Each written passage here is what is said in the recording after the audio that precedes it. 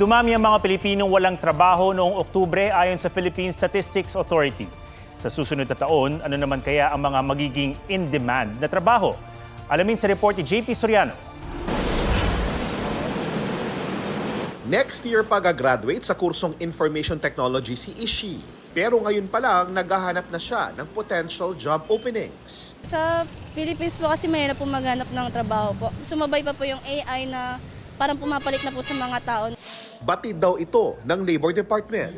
Pero imbis na hamon, sabi ni Secretary Bienvenido Laguesma, tignan na lang daw ang AI bilang pagkakataon para makabuo ng iba pang uri ng trabaho.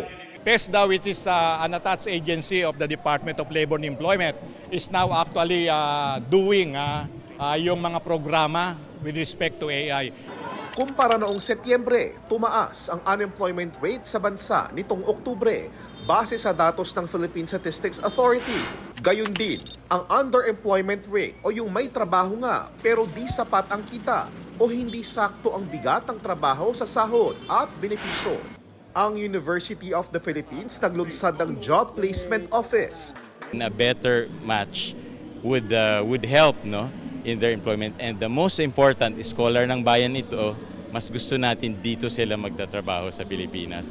Batay naman sa key employment generators para sa mga susunod na taon, in demand pa rin ang mga trabaho sa manufacturing, agriculture, transport and logistics, tourism, construction, healthcare, creative industries, education at IT.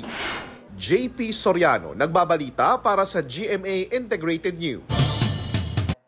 Huwag magpahuli sa mga balitang dapat niyong malaman. Mag-subscribe na sa GMA Integrated News sa YouTube.